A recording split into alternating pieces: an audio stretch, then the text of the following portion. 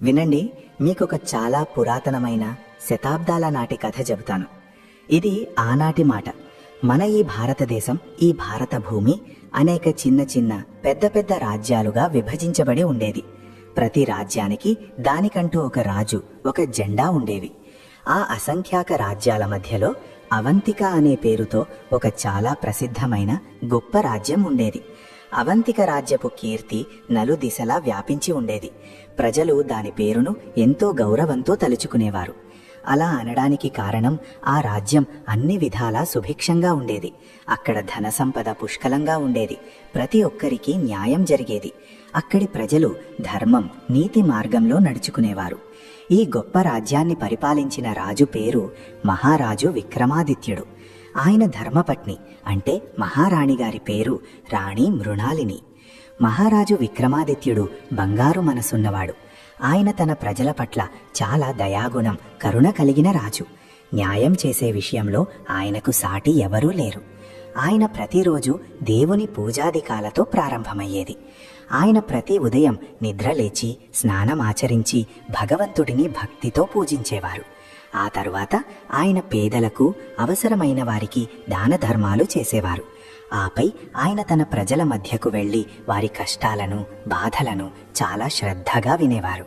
ఆయన పాలనలో రాత్రిపూట ఏ మనిషి కూడా ఆకలితో పడుకోడన్నది ఖచ్చితం.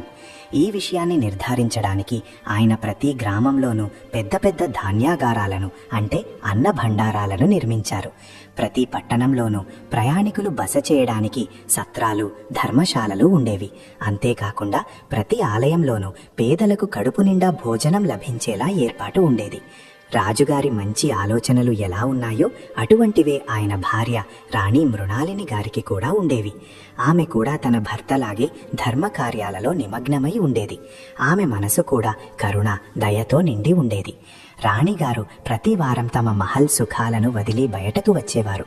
ఆమె స్వయంగా వెళ్ళి పేదవారికి, రోగులకు సహాయం చేసేది, వారి సేవ చేసేది. రాజు రాణి జీవితంలో ఒక వెన్నెల ముక్కలాంటి ప్రియమైన కుమార్తె ఉండేది. ఆమెకు వారు రాజకుమారి అనన్య అని పేరు పెట్టారు. అనన్య ఎంత అందగత్తె అంటే ఆమెను ఒక్కసారి చూసిన వారు చూస్తూనే ఉండిపోయేవారు. తమ కనురెప్పలు వాల్చడం కూడా మర్చిపోయేవారు. ఆమె ముఖంపై ఒక దివ్యమైన తేజస్సు, ఒక మెరుపు ఉండేది. ఆకాశంలోని చంద్రుడే భూమిపైకి దిగి వచ్చాడా అన్నట్లు ఉండేది. ఆమె కళ్ళు జింక కళ్ళలా పెద్దవిగా, లోతైనవిగా, అమాయకంగా ఉండేవి. ఆమె జుట్టు ఎంత నల్లగా, ఒత్తుగా, పట్టులా మృదువుగా ఉండేది అంటే ఆమె నడుము వరకు అలల్లా వేలాడేది. కానీ అనన్య అందం కేవలం ఆమె ముఖానికే, రూపానికే పరిమితం కాదు. ఆమె హృదయం, ఆమె మనస్సు దానికంటే ఎన్నో రెట్లు అందమైనది, పవిత్రమైనది. అనన్య హృదయంలో చిన్నతనం నుంచే ఇతరుల పట్ల దయ, సహాయం చేయాలనే భావం నిండి ఉండేది. ఆమె చిన్నపిల్లగా ఉన్నప్పుడు కూడా తన విలువైన, అందమైన బొమ్మలను పేద పిల్లలకు సంతోషంగా పంచిపెట్టేది.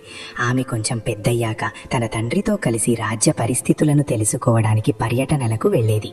పేదల కష్టాలను తీర్చడంలో వారికి సహాయం చేసేది. ఆమె తరచుగా తన తల్లితో ఇలా చెప్పేది: అమ్మ, నాకు ఒకే ఒక కల ఉంది, ఒకే ఒక కోరిక ఉంది. మన రాజ్యంలో ఒక్క మనిషి కూడా దుఃఖించకూడదని నేను కోరుకుంటున్నాను. ప్రతి ఒక్కరి ముఖంపై కేవలం సంతోషం, చిరునవ్వు మాత్రమే ఉండాలి. రాజు రాణి తమ కుమార్తెను ప్రాణం కంటే ఎక్కువగా ప్రేమించేవారు.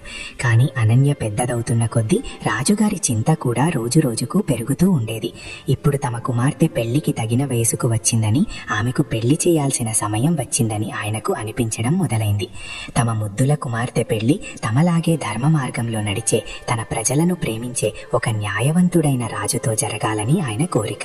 తమ కుమార్తె ఎప్పుడూ సంతోషంగా ఉండాలని, ఆమె కళ్ళల్లో ఎప్పుడూ ఒక్క కన్నీటి చుక్క కూడా రాకూడదని ఆయన కోరుకున్నారు. కానీ పాపం రాజుకేం తెలుసు, పైనున్న దేవుడి లీల వేరే ఉందని. దేవుడింట్లో ఏది రాసి ఉంటుందో, మనిషి విధిలో ఏది నిర్ణయించబడి ఉంటుందో అదే జరుగుతుంది. మనిషి ఎన్ని ప్రయత్నాలు చేసినా, ఎన్ని ప్రణాళికలు వేసుకున్నా చివరకు దేవుడు కోరుకున్నదే, విధి నిర్ణయించినదే జరుగుతుంది. అనన్యకు ఇప్పుడు 16 సంవత్సరాలు నిన్నాయి. ఆ రోజుల్లో అమ్మాయిల పెళ్లిళ్ళు చిన్న వయసులోనే చేసేవారు. మహారాజు విక్రమాదిత్యుడు మనసులో ఇలా అనుకున్నాడు: ఇప్పుడు తన కుమార్తె కోసం ఒక సమర్థుడైన, యోగ్యుడైన వరుడిని వెతకడానికి సరైన సమయం వచ్చింది. ఆయన తన ప్రత్యేక మంత్రులందరినీ దర్బారుకు పిలిపించి ఇలా అన్నారు: నా కుమార్తె అనన్య వివాహం భగవంతుడిపై నిజమైన భక్తి విశ్వాసాలు ఉన్న, తన ప్రజలను సొంత పిల్లల వలె చూసుకునే, మరియు అన్నిటికంటే ముఖ్యంగా నా కుమార్తెను ఎప్పుడూ సంతోషంగా ఉంచే, ఆమెను అరచేతిలో పెట్టుకుని చూసుకునే ఒక రాజకుమారుడితో జరగాలని నేను కోరుకుంటున్నాను. మీరంతా కలిసి అటువంటి ఒక యోగ్యుడైన వరుడి కోసం వెతకడం ప్రారంభించండి. మంత్రులందరూ తల వంచి, మహారాజా, మీరు చింతించకండి, మేము మీ ఆజ్ఞను ఖచ్చితంగా పాటిస్తాము.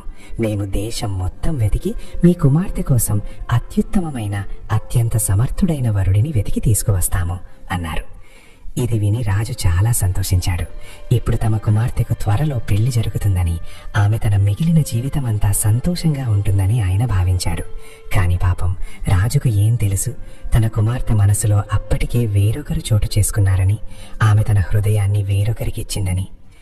అనన్య ఒక యువకుడితో ప్రేమలో పడింది. ఆ యువకుడి పేరు దేవదత్తుడు. దేవదత్తుడు రాజకుమారుడు కాదు, ధనవంతుడైన వ్యాపారి కొడుకు కూడా కాదు. అతను ఒక చాలా సాధారణ రైతు కుమారుడు. అతని తండ్రి రాజుగారి రాజ్యంలోని ఒక చిన్న గ్రామంలో వ్యవసాయం చేసేవాడు. దేవదత్తుడికి అనన్యకు మొదటిసారిగా సుమారు 1 సంవత్సరం క్రితం పరిచయం జరిగింది.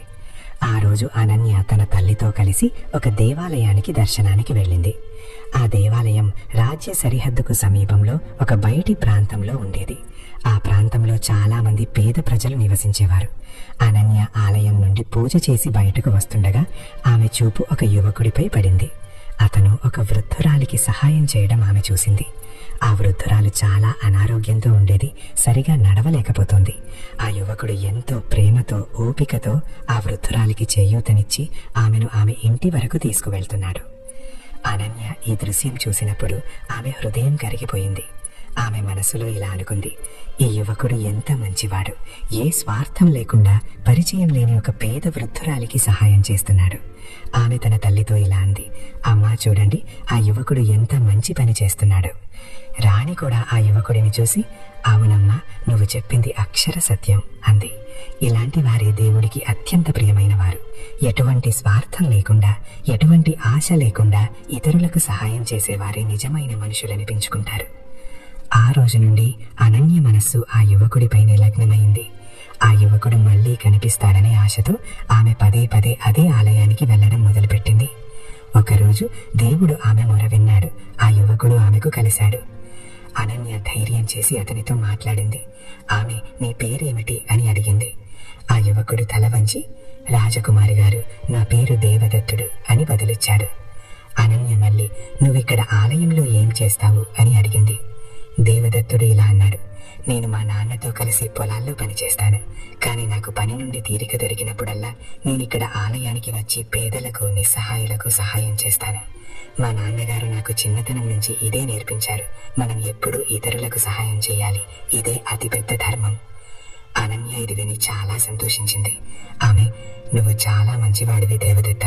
నీ తండ్రి గారు నీకు చాలా మంచి గుణాన్ని నేర్పించారు. ఆ రోజు నుండి అనన్య, దేవదత్తుడు తరచుగా కలుసుకోవడం మొదలుపెట్టారు. అనన్య ప్రతిసారి ఏదో ఒక సాకు చెప్పి ఆ ఆలయానికి చేరుకుని దేవదత్తుణ్ణి కలిసేది. ఇద్దరూ గంటలు తరబడి ఒకరితో ఒకరు మాట్లాడుకుంటూ ఉండేవారు. దేవదత్తుడు అనన్యకు తన గ్రామం కథలను చెప్పేవాడు. వ్యవసాయం గురించి సరదా విషయాలను చెప్పేవాడు. పేదల కష్టనష్టాల గురించి కూడా చెప్పేవాడు. దేవదత్తుడి నిష్కపటమైన, నిజాయితీతో కూడిన మాటలు అనన్యకు చాలా నచ్చేవి. దేవదత్తుడి లాంటి నిజాయితీపరుడు, మంచివాడు, ఉత్తముడైన మనిషిని తానింతవరకు ఎప్పుడూ చూడలేదని ఆమె కనిపించేది. నెమ్మదిగా ఎప్పుడు దేవదత్తుడితో ప్రేమలో పడిందో ఆమెకి తెలియకుండా పోయింది. అటు దేవదత్తుడు కూడా మనసులో అనన్యను ప్రేమించడం మొదలుపెట్టాడు. కానీ తమ ప్రేమ ఎప్పటికీ నెరవేరదని, అది అసాధ్యమని వారందరికీ బాగా తెలుసు. అనన్య ఒక రాజకుమార్తె. దేవదత్తుడు ఒక సాధారణ రైతు కుమారుడు. ఆ రోజుల్లో సమాజ నియమాలు చాలా కఠినంగా ఉండేవి. రాజకుమార్తెల వివాహాలు రాజకుమారులతోనే జరిగేవి. ఒక రాజకుమారి, ఒక పేద రైతు కొడుకు కలిసి జీవించడం అనేది ఎవరూ ఊహించలేనిది. అయినా సరే వారిద్దరూ ఒకరినొకరు కలుసుకోవడం ఆపలేదు. ఏం జరిగినా సరే, లోకం తలక్రిందులైనా సరే, తాము ఒకరినొకరు ప్రేమించుకుంటూనే ఉంటామని వారు నిర్ణయించుకున్నారు. దేవదత్తుడు అనన్యతో ఇలా అన్నాడు, అనన్య, మనమిద్దరం ఎప్పటికీ ఒకటి కాలేమని నాకు తెలుసు. కానీ నేను నిన్ను చాలా ప్రేమిస్తున్నాను. నువ్వే నా జీవితం, నా శ్వాస. అనన్య కూడా బదులిస్తూ, దేవదత్త, నేను కూడా నిన్ను చాలా ప్రేమిస్తున్నాను. నీవు తప్ప వేరొకరిని పెళ్లి చేసుకోవడం గురించి నేను ఊహించలేను. నేను మా నాన్నగారితో మాట్లాడతాను అంది. కానీ అనన్యకు తన తండ్రితో ఈ విషయం గురించి మాట్లాడేంత ధైర్యం లేదు. ఒక పేద రైతు కొడుకుతో తన పెళ్లికి తన తండ్రి ఎప్పటికీ ఒప్పుకోడని ఆమెకు తెలుసు. తమ కుమార్తె పెళ్లి ఒక గొప్ప రాజుతో జరగాలని ఆయన ఆకాంక్ష. నెలలు గడిచిపోయాయి. అనన్య దేవదత్తుల ప్రేమ సమయంతో పాటు మరింత లోతైపోయింది. ఇప్పుడు వారిద్దరూ ఒకరినొకరు విడిచి ఒక్క క్షణం కూడా ఉండలేకపోయేవారు. కానీ తమ ప్రేమ ఎటువంటి గమ్యాన్ని చేరుకోదన్న భయం కూడా వారిద్దరి హృదయాల్లో ఉండేది. ఒకరోజు మహారాజు విక్రమాదిత్యుడు అనన్యను తన వద్దకు పిలిచి ఇలా అన్నాడు. అమ్మా, నేను నీకోసం ఒక చాలా మంచి వరుడిని వెతికాను. అతని పేరు రాజకుమారుడు అర్జునుడు. అతను ఉత్తర దిశలోని ఒక గొప్ప రాజ్యానికి రాజకుమారుడు. అతను చాలా ధైర్యవంతుడు. ధర్మం పట్ల అతనికి లోతైన భక్తి ఉంది మరియు తన ప్రజలను చాలా బాగా చూసుకుంటాడు. నీ వివాహం అతనితోనే జరగాలని నేను కోరుకుంటున్నాను. ఇది వినగానే అనన్య హృదయం ముక్కలైపోయింది. ఆమె, కానీ నాన్నగారు, నేను అని చెప్పబోయింది. రాజు ఆమెను మధ్యలోనే ఆపేశాడు. ఆయన, అమ్మా, సిగ్గుతో నువ్వేమీ చెప్పలేకపోతున్నావని నాకు తెలుసు. కానీ నువ్వస్సలు చింతించకు. రాజకుమారుడు అర్జునుడు చాలా మంచి యువకుడు. అతను నిన్ను చాలా సంతోషంగా ఉంచుతాడు, రాణిగా చూసుకుంటాడు. నేను అన్నింటినీ ఖరారు చేశాను. ఈ రోజు నుండి సరిగ్గా 3 నెలల తర్వాత నీ పెళ్లి జరుగుతుంది అన్నాడు. అనన్య నోటి నుండి ఒక్క మాట కూడా రాలేదు. ఆమె కేవలం ఏడవసాగింది.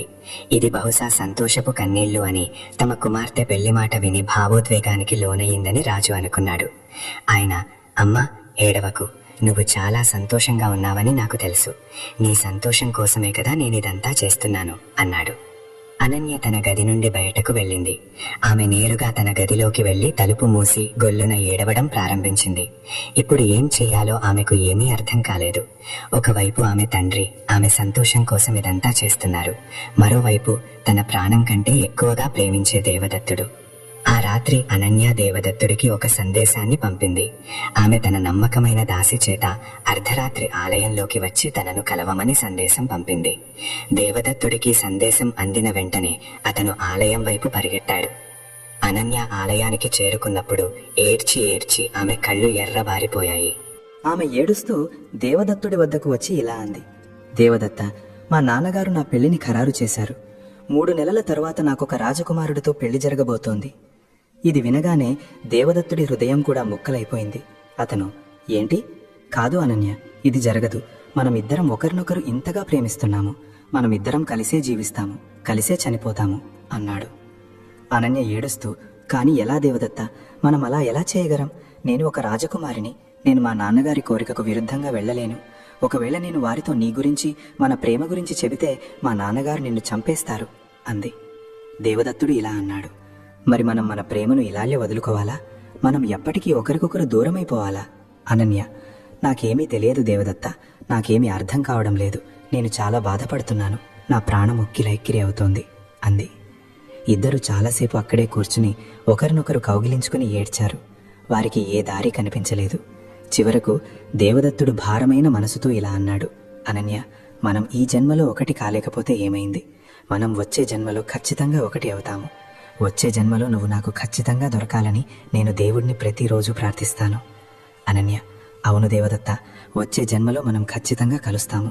ఎవరూ మనల్ని విడదీయలేరు. నేను నిన్ను చాలా ప్రేమిస్తున్నాను అంది. ఆ రాత్రి తర్వాత అనన్య దేవదత్తుల కలయిక తగ్గిపోయింది. వివాహ ఏర్పాట్లు సక్రమంగా జరిగేలా అనన్యపై మహల్లో పహారా ఏర్పాటు చేశారు. పాపం, దేవదత్తుడు తన గ్రామంలో ఒంటరిగా ఉంటూ రాత్రింబవళ్ళు అనన్య గురించే ఆలోచిస్తూ ఉండేవాడు. 3 నెలలు చాలా వేగంగా గడిచిపోయాయి. చూస్తుండగానే పెళ్లి రోజు కూడా వచ్చేసింది. రాజ్యం మొత్తం సంతోషకరమైన వాతావరణం. నలుదిశలా వేడుకలు జరుగుతున్నాయి. ప్రజలు నాట్యం చేస్తూ పాడుతున్నారు. మహారాజు విక్రమాదిత్యుడు చాలా సంతోషంగా ఉన్నాడు. కానీ అనన్య దేవదత్తుల హృదయాలు బద్దలైపోయాయి. వారి ప్రపంచం నాశనమైపోయింది. పెళ్లి రోజున అనన్యను ఎరుపు రంగు పెళ్లి దుస్తులలో అలంకరించారు. ఆమెను తల నుండి కాలి వరకు బంగారు ఆభరణాలతో ముంచెత్తారు. ఆమెను పూలతో అలంకరించారు.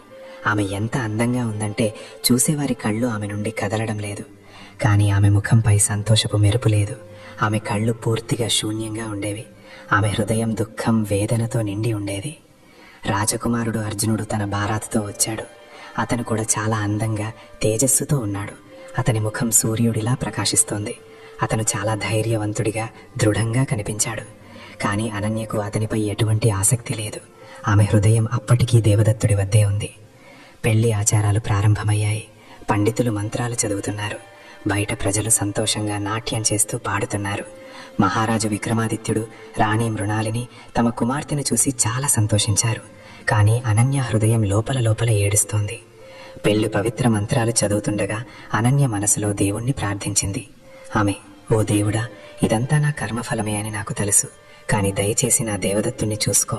అతను చాలా మంచివాడు, ఉత్తముడైన మనిషి. అతన్ని ఎప్పుడూ సంతోషంగా ఉంచు అంది.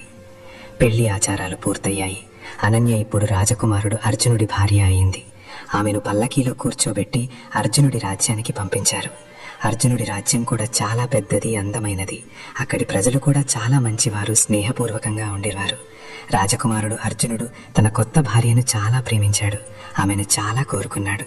కానీ అనన్య సంతోషంగా లేదు. ఆమె ఎప్పుడూ నిశ్శబ్దంగా, విచారంగా ఉండేది. ఆమె చాలా తక్కువగా మాట్లాడేది. కేవలం ఏదో కోల్పోయినట్లుండేది. అర్జునుడు ఆమెను సంతోషపెట్టడానికి అన్ని విధాలా ప్రయత్నించేవాడు. అతను ఆమె కోసం మంచి మంచి బట్టలు తెచ్చేవాడు, విలువైన ఆభరణాలు తెచ్చేవాడు, మరియు ఆమెను మహల్ అందమైన తోటల్లో తిప్పడానికి తీసుకువెళ్లేవాడు. కానీ అనన్య విచారం అస్సలు తగ్గలేదు. అర్జునుడికి తన భార్య ఎందుకు అంత విచారంగా ఉంటుందో అర్థం కాలేదు. ఆమెకు బహుశా కొత్త ఇంటికి, కొత్త వాతావరణానికి అలవాటు పడలేదని అతను అనుకున్నాడు. సమయంతో పాటు అంతా సరిపోతుందని అతను అనుకున్నాడు. నెలలు గడిచిపోయాయి. అనన్య అప్పటికీ అలాగే విచారంగా ఉండేది. ఆమె దేవదత్తుడిని ఒక్క క్షణం కూడా మర్చిపోలేకపోయింది. ఆమె ప్రతి రాత్రి ఒంటరిగా ఏడుస్తూ తనను ఏదో ఒక విధంగా దేవదత్తుడితో కలపమని దేవుడిని ప్రార్థించేది. మరోవైపు దేవదత్తుడి పరిస్థితి మరింత దారుణంగా ఉండేది. అతను తినడం, తాగడం దాదాపు మానేశాడు. అతను రాత్రింబవళ్ళు కేవలం అనన్య గురించే ఆలోచిస్తూ ఆమె జ్ఞాపకాల్లో కుమిలిపోతూ ఉండేవాడు. అతని తల్లిదండ్రులు తమ కొడుకు ఈ పరిస్థితిని చూసి చాలా ఆందోళన చెందారు. వారు అతనికి చాలా నచ్చి చెప్పారు. కానీ అతను ఎవరి మాట వినలేదు.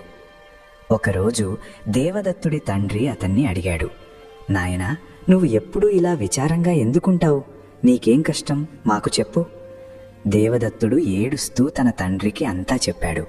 అతను రాజకుమారి అనన్యను ప్రేమించాడని, ఇప్పుడు అనన్య పెళ్లి వేరొకరితో జరిగిపోవడంతో చాలా దుఃఖంగా ఉన్నాడని చెప్పాడు. దేవదత్తుడి తండ్రి అతనికి నచ్చచెప్పుతూ ఇలా అన్నాడు, నాయనా, బహుశా ఆమె నీ అదృష్టంలో, నీ విధిలో లేదు. దేవుడు మన విధిలో ఏది రాసి ఉంటాడో అదే జరుగుతుంది. నువ్వు ఈ సత్యాన్ని అంగీకరించాలి. నువ్వు నీ జీవితంలో ముందుకు సాగు. పెళ్లి చేసుకో, పిల్లలను కను, మరియు సంతోషంగా ఉండు. కానీ దేవదత్తుడు ఇలా అన్నాడు, లేదు నాన్నగారు, నేను వేరొకరిని పెళ్లి చేసుకోలేను. అనన్యే నా జీవితం. నేను ఆమె లేకుండా బ్రతకలేను. అతని తండ్రి ఇది విని చాలా దుఃఖించాడు. అతను తన కొడుకుకు చాలా నచ్చచెప్పాడు. కానీ అతను వినలేదు. తన పట్టుదలను వదల్లేదు. కొన్ని నెలల తర్వాత దేవదత్తుడు చాలా తీవ్రంగా అనారోగ్యం పాలయ్యాడు. అతను తినడం, తాగడం పూర్తిగా మానేశాడు. అతను రాత్రింబవళ్ళు కేవలం అనన్య పేరునే జపిస్తూ ఉండేవాడు. అతని తల్లిదండ్రులు అతని చికిత్స కోసం చాలా ప్రయత్నాలు చేశారు. కానీ అతను కోలుకోలేదు. ఒకరోజు దేవదత్తుడు తన తండ్రితో ఇలా అన్నాడు, నాన్నగారు, నాకు తెలుసు, నేను ఇప్పుడు ఎక్కువ రోజులు జీవించలేను.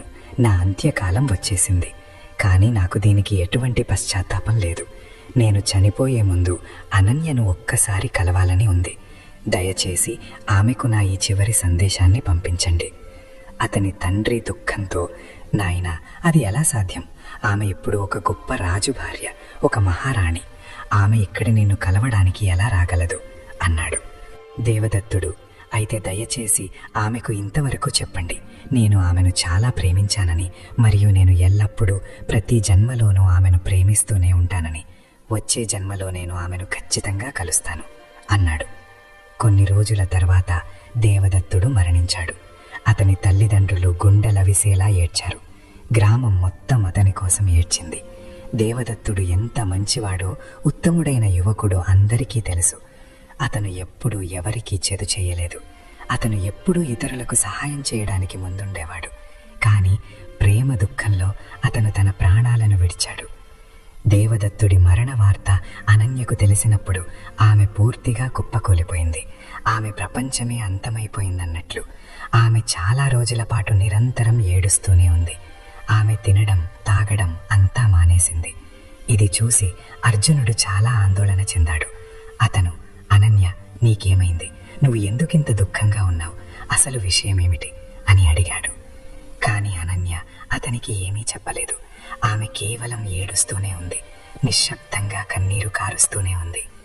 కొన్ని నెలల తర్వాత అనన్య తాను గర్భవతినని, తన కడుపులో బిడ్డ ఉందని గ్రహించింది. ఈ వార్త వినగానే రాజ్యం మొత్తం సంతోషంతో నిండిపోయింది. అర్జునుడు సంతోషంతో పొంగిపోయాడు. మహారాజు విక్రమాదిత్యుడు, రాణి మృణాలినికి ఈ వార్త తెలిసినప్పుడు వారు కూడా చాలా సంతోషించారు. కానీ అనన్య మనసులో ఒక పెద్ద భయం పట్టుకుంది. ఈ బిడ్డ అర్జునుడిది కాదు, దేవదత్తుడిది అని ఆమెకు తెలుసు. వివాహానికి సరిగ్గా ముందు అర్జునుడితో తన వివాహం జరగబోతుందని ఆమెకు తెలిసినప్పుడు ఆమె మరియు దేవదత్తుడు ఒక రాత్రి కలిసి గడిపారు. ఆ రాత్రి వారి ప్రేమకు ఒక గుర్తు. మరియు ఇప్పుడు ఆమె అదే ప్రేమకు గుర్తుగా ఆ బిడ్డ కోసం ఎదురు చూస్తోంది. అనన్య చాలా భయపడిపోయింది. ఇప్పుడు ఏం చెయ్యాలో ఆమెకు అర్థం కాలేదు. ఈ బిడ్డ దేవదత్తుడిది అని ఎవరికైనా తెలిస్తే చాలా పెద్ద సమస్య వస్తుంది.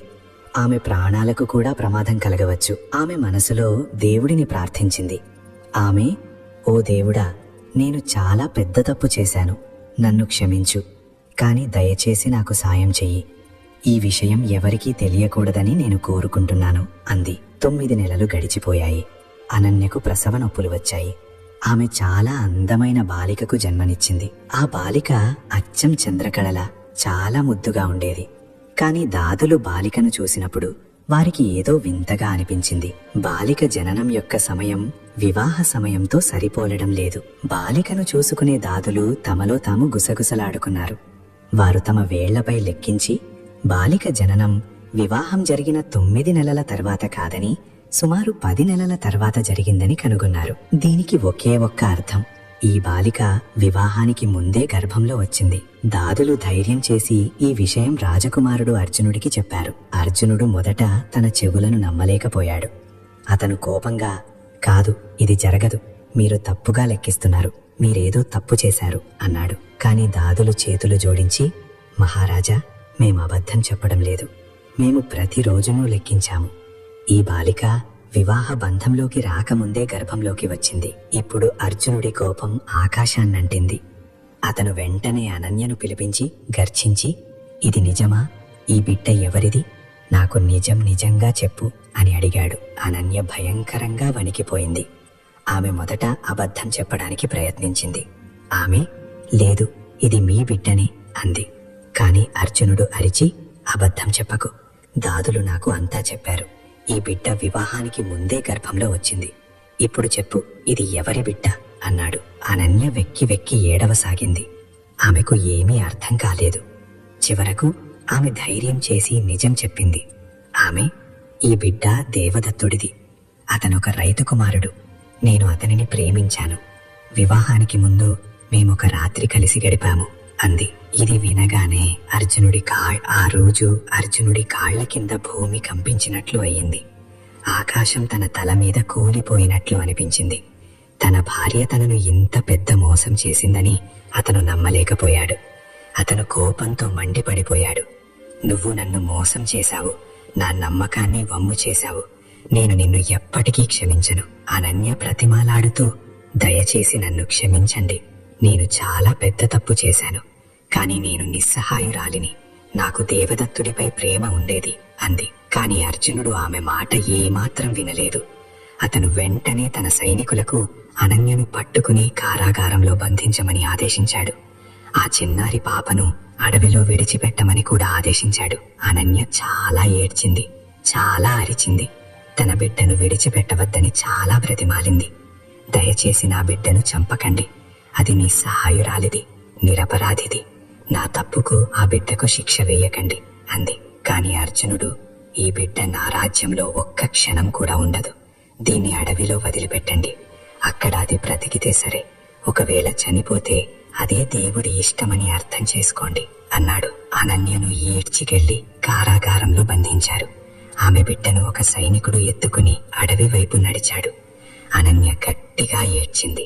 తన చిన్నారి బిడ్డను కాపాడమని దేవుడిని ప్రార్థించింది. ఆ సైనికుడు ఆ బిడ్డను ఒక చాలా దట్టమైన భయంకరమైన అడవిలో ఒక చెట్టు కింద వదిలిపెట్టాడు. ఆ బిడ్డ అక్కడ ఒంటరిగా ఉండిపోయింది. అది ఆకలితో భయంతో ఏడవసాగింది. అది చాలా చిన్నది, పూర్తిగా నిస్సహాయమైనది. అడవిలో క్రూరమైన అడవి జంతువులు తిరుగుతుండేవి. బిడ్డ ప్రాణానికి ప్రతి క్షణం ప్రమాదం ఉండేది. కాని జాకో రాకే సయ్యాం మార్ సకేనా కోయి, దేవుడు కాపాడితే ఎవరూ చంపలేరు అంటారు కదా. చూడండి దేవుడి లీలను. అదే అడవిలో గిరిజనుల కుటుంబం ఒకటి నివసించేది. వారు చాలా పేదవారు, కాని వారి మనసులు చాలా గొప్పవి. వారు చాలా దయగలవారు. ఆ కుటుంబంలో కమల అనే ఒక స్త్రీ ఉండేది. కమల గర్భం శూన్యంగా ఉండేది. ఆమె పిల్లలను కనలేకపోయేది. తనకు పిల్లలు లేరని ఆమె చాలా దుఃఖపడుతూ ఉండేది. ఒకరోజు కమల అడవిలో ఎండుకట్టెలు ఏరడానికి వెళ్ళింది. అప్పుడే ఆమెకు ఒక బిడ్డ ఏడుస్తున్న శబ్దం వినిపించింది. ఆమె ఆ శబ్దం వైపు వెళ్ళి అక్కడ ఒక చెట్టు కింద నవజాత శిశువు పడి ఉండటం చూసింది. ఆ బిడ్డ గట్టిగా ఏడుస్తోంది. ఇది చూసి కమల హృదయం కరిగిపోయింది. ఆమె ఒక్క క్షణం కూడా ఆలోచించకుండా వెంటనే బిడ్డను తన ఒడిలోకి తీసుకుని ఇంటికి తీసుకువచ్చింది. ఆమె తన భర్తను పిలిచి, చూడండి, నాకు ఈ బిడ్డ అడవిలో దొరికింది. ఏ రాతిగుండెవాడో దీన్ని ఇక్కడ వదిలిపెట్టాడు. మనం దీన్ని పెంచుకుందాం, మన కూతురుగా చేసుకుందాం అంది. ఆమె భర్త, కానీ మనమే చాలా పేదవారం, మనం ఈ బిడ్డను ఎలా పోషిస్తాము అన్నాడు. కమల, దేవుడే మనకు ఈ బిడ్డని ఇచ్చాడు, మనం దీన్ని ఖచ్చితంగా పోషిస్తాం. దేవుడు ఏదో ఒక మార్గాన్ని ఖచ్చితంగా చూపిస్తాడు, అతను మనకు సహాయం చేస్తాడు అంది. ఆమె భర్త కూడా ఒప్పుకున్నాడు. వారు ఆ బిడ్డను తమ కూతురుగా స్వీకరించారు. వారు ఆ బిడ్డకు సీత అని పేరు పెట్టారు. సీతను కమల ఆమె భర్త చాలా ప్రేమతో అల్లారు ముద్దుగా పెంచారు. వారు చాలా పేదవారైనప్పటికీ, వారి వద్ద ఎక్కువ ఏమీ లేనప్పటికీ వారు సీతకు ఎప్పుడూ ఏ లోటు రానియలేదు. వారు ఆమెకు సమయానికి అన్నం పెట్టేవారు, ఆమె బట్టలు ఉతికేవారు, మరియు ఆమెను తమ ప్రాణం కంటే ఎక్కువగా ప్రేమించేవారు. సీత నెమ్మదిగా పెద్దదవుతోంది. ఆమె చాలా అందంగా ఉండేది, అచ్చం తన అసలు తల్లి అనన్యలాగే. ఆమె కళ్ళు పెద్దవిగా అమాయకంగా ఉండేవి. ఆమె జుట్టు నల్లగా ఒత్తుగా ఉండేది. కానీ సీత యొక్క అతిపెద్ద ప్రత్యేకత ఏమిటంటే, ఆమె తన అసలు తండ్రి దేవదత్తుడిలాగే చాలా దయగలది, సహాయపడే స్వభావం కలది. సీత ఎప్పుడూ ఇతరులకు సహాయం చేయడానికి సిద్ధంగా ఉండేది. ఆమె అడవిలోని జంతువులకు ఆహారం పెట్టేది, అనారోగ్యంతో ఉన్న వారిని చూసుకునేది, మరియు పేదలకు సహాయం చేసేది. అడవిలో నివసించే వారందరూ ఆమెను చాలా ప్రేమించేవారు. కమల ఆమె భర్త చాలా సంతోషంగా ఉన్నారు. వారు సీతను తమ సొంత కూతురు కంటే ఎక్కువగా చూసుకున్నారు. ఆమె వారి అసలు కూతురు కాదని, అడవిలో దొరికిందని వారు ఎప్పుడూ ఆమెకు చెప్పలేదు. మరోవైపు అనన్య ఇప్పటికీ కారాగారంలోనే బంధించబడి ఉంది. రాజకుమారుడు అర్జునుడు ఆమెను క్షమించలేదు. ఆమె ప్రతిరోజు ప్రతిక్షణం తన కుమార్తె గురించి ఆలోచిస్తూ ఉండేది.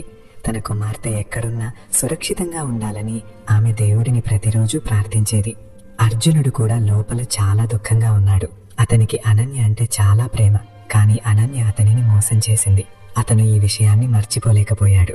తాను చేసింది సరైనదా లేదా తప్పా అని అతను ప్రతిరోజు ఆలోచించేవాడు. కొన్ని సంవత్సరాలు గడిచిపోయాయి. సీతకు ఇప్పుడు 5 సంవత్సరాలు నిండాయి. ఆమె చాలా తెలివైన, అర్థం చేసుకునే బాలిక.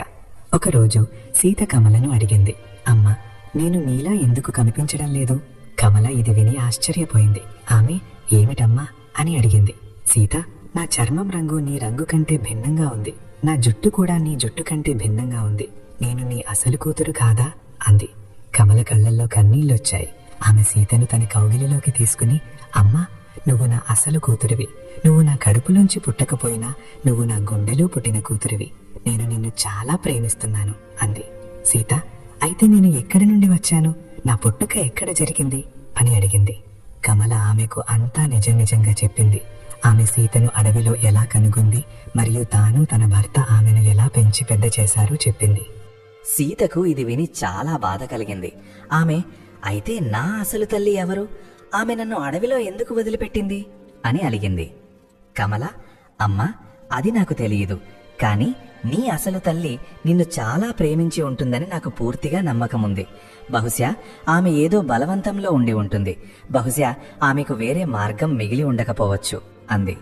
సీత, అమ్మా, నేను నా అసలు తల్లిని కలవాలని ఉంది అంది.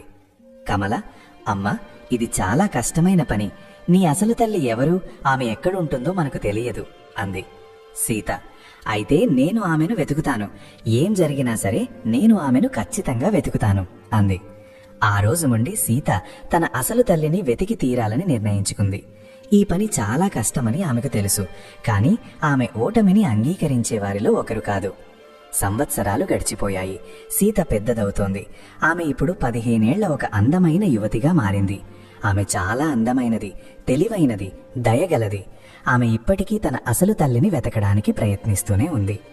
ఒకరోజు సీత అడవిలో తిరుగుతోంది. అప్పుడే ఆమెకు అక్కడ ఒక వృద్ధ సాధువు కలిశారు. ఆ సాధువు చాలా జ్ఞానిగా, తెలివైన వారిగా కనిపించారు. వారి ముఖంపై ఒక వింత ప్రశాంతత, తేజస్సు ఉండేవి. సీత సాధువుకు నమస్కరించి, మహాత్మాజీ, నాకు మీ ఆశీర్వాదం ఇవ్వండి అంది. సాధువు నవ్వుతూ, సుఖీభవ అమ్మ, దేవుడు నీకు మేలు చేయుగాక అన్నారు. తర్వాత సాధువు, అమ్మ, నువ్వెందుకింత విచారంగా ఉన్నావు? నీ ముఖంపై చింతరేఖలున్నాయి అని అడిగారు. సీత తన కథనంతా ఆ సాధువుకు చెప్పింది.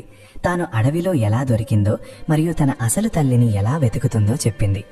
సాధువు అంతా శ్రద్ధగా విని తర్వాత ఇలా అన్నారు. అమ్మా, నీ కథ చాలా దుఃఖకరమైనది. కానీ నేను నీకొక విషయం చెబుతాను. ఈ ప్రపంచంలో ఏది జరిగినా అది మన కర్మల ఫలమే. నీ తల్లి ఏది చేసినా అది ఆమె కర్మల ఫలం. మరియు నీకు ఏది సంభవించిందో అది కూడా నీ గత జన్మ కర్మల ఫలమే. సీత, కానీ మహాత్మాజీ, నేనేం తప్పు చేశాను? నేనొక చిన్న పాపను కదా అని అడిగింది. సాధు, అమ్మ, మనమందరం చాలాసార్లు జన్మిస్తాము. ప్రతి జన్మలో మనం ఏదో ఒక కర్మ చేస్తాము. మంచి కర్మల ఫలితం మంచిగా ఉంటుంది మరియు చెడు కర్మల ఫలితం చెడుగా ఉంటుంది. బహుశా నువ్వు నీ గత జన్మలో ఏదో చేసి ఉండవచ్చు. దాని కారణంగా ఈ జన్మలో నీవు ఈ కష్టాలన్నీ అనుభవించాల్సి వస్తోంది అన్నారు. సీత, అయితే నేను నా అసలు తల్లిని ఎప్పటికీ కలవలేనా అని అడిగింది. సాధువు, అమ్మ, అది నీ విధిలో రాసి ఉంటే నువ్వు నీ అసలు తల్లిని ఖచ్చితంగా కలుస్తావు. కానీ నువ్వు ఓపికగా ఉండాలి, సహనంతో ఉండాలి. దేవుడిపై పూర్తి నమ్మకం ఉంచు. అతను నీకు మంచి చేస్తాడు అన్నారు. తర్వాత సాధువు, మరియు ఒక విషయం ఎప్పుడూ గుర్తుంచుకో అమ్మ, ఎల్లప్పుడూ మంచి కర్మలు చెయ్యి, ఇతరులకు సహాయం చెయ్యి, ఎల్లప్పుడూ నిజం చెప్పు, ధర్మ మార్గంలో నడువు. అప్పుడే నీ జీవితంలో నిజమైన సంతోషాలు వస్తాయి అన్నారు. సీత సాధువు మాటలను విని వాటిని తన హృదయంలో నిలుపుకుంది. తాను ఎప్పుడూ మంచి కర్మలే చెయ్యాలని ఆమె నిర్ణయించుకుంది. ఆ రోజు నుండి సీత మరింత ఎక్కువగా ఇతరులకు సహాయం చేయడం మొదలుపెట్టింది. అడవిలో ఎప్పుడైనా ఎవరినైనా అవసరంలో ఉన్నవారిని చూస్తే ఆమె వారికి సహాయం చేయడానికి వెళ్లేది. ఆమె అనారోగ్యంతో ఉన్నవారిని చూసుకునేది. ఆమె ఆకలితో ఉన్నవారికి, పేదలకు ఆహారం పెట్టేది. ప్రజలందరూ ఆమెను చాలా ప్రేమించేవారు మరియు ఆమెను దీవించేవారు. ఒకరోజు సీత అడవిలో ఎండుకట్టెలు పోగు చేస్తోంది. అప్పుడే ఆమెకు ఒక వ్యక్తి తీవ్రంగా గాయపడి నేలపై పడి ఉండడం కనిపించింది. ఆ వ్యక్తిపై ఏదో అడవి జంతువు దాడి చేసినట్లుంది. అతను చాలా బాధతో మూలుగుతున్నాడు. సీత భయం లేకుండా వెంటనే ఆ వ్యక్తి వద్దకు వెళ్ళింది. ఆమె తన దుపట్టాను చింపి ఆ వ్యక్తి గాయాలకు కట్టుకట్టింది. ఆమె అతనికి నీరు తాగించింది. ఆపై ఆమె చుట్టుపక్కల నుండి కొన్ని అడవి మూలికలను సేకరించి వాటిని నూరి గాయాలపై పోసింది. ఆ వ్యక్తి నెమ్మదిగా స్పృహలోకి వచ్చాడు. అతను సీతను చూసి, నీవెవరివమ్మా? నువ్వు నా ప్రాణాన్ని కాపాడావు అని అడిగాడు. సీత, నా పేరు సీత. నేను ఇక్కడే దగ్గరలో అడవిలో ఉంటాను. మీరు అస్సలు చింతించకండి. మీరు త్వరలోనే కోలుకుంటారు. ఆ వ్యక్తి, నీ ఉపకారాన్ని నేను జీవితాల్లో ఎప్పటికీ మర్చిపోలేను. నువ్వు నా ప్రాణాన్ని కాపాడావు. నిన్ను ఎలా కృతజ్ఞతలు చెప్పాలి అన్నాడు. సీత, మీరు నాకు కృతజ్ఞతలు చెప్పాల్సిన అవసరం లేదు. అది నా ధర్మం, నా కర్తవ్యం. మనం ఎప్పుడూ ఇతరులకు సాయం చేయాలి అంది. ఆ వ్యక్తి సీత మాటలకు చాలా ప్రభావితుడయ్యాడు. అతను, నువ్వు ఇంత చిన్న వయసులో ఇంత తెలివైన దానివి ఎలా అయ్యావు? నీ తల్లిదండ్రులు నీకు చాలా మంచి విద్యను నేర్పారు అని అడిగాడు. సీత నవ్వుతూ, అవును, నా తల్లిదండ్రులు చాలా మంచివారు. వారు నాకు ఎప్పుడూ మంచి పనులు చేయమని నేర్పారు అంది. కొన్ని రోజుల తర్వాత ఆ వ్యక్తి పూర్తిగా కోలుకున్నాడు. అతను సీతకు చాలా చాలా కృతజ్ఞతలు చెప్పి అక్కడి నుండి వెళ్ళిపోయాడు. కాని వెళ్లే ముందు అతను, సీత, నువ్వు చాలా మంచి అమ్మాయివి. దేవుడు నీకు ఎప్పుడూ మేలు చెయ్యాలి. నేను నిన్ను ఎప్పటికీ మర్చిపోలేను అన్నాడు. ఆ వ్యక్తి పేరు విజయుడు. అతను చాలా పెద్ద వ్యాపారి. అతను వ్యాపార నిమిత్తం వేరొక రాజ్యానికి వెళ్తున్నప్పుడు దారిలో అతనిపై ఒక అడవి జంతువు దాడి చేసింది. విజయుడు తన ఇంటికి చేరుకున్నప్పుడు సీత గురించి అందరికీ చెప్పాడు. అడవిలో నివసించే ఒక అమ్మాయి తన ప్రాణాన్ని ఎలా కాపాడిందో అందరికీ చెప్పాడు. ప్రజలందరూ సీత మంచి స్వభావాన్ని, ధైర్యాన్ని ప్రశంసించసాగారు.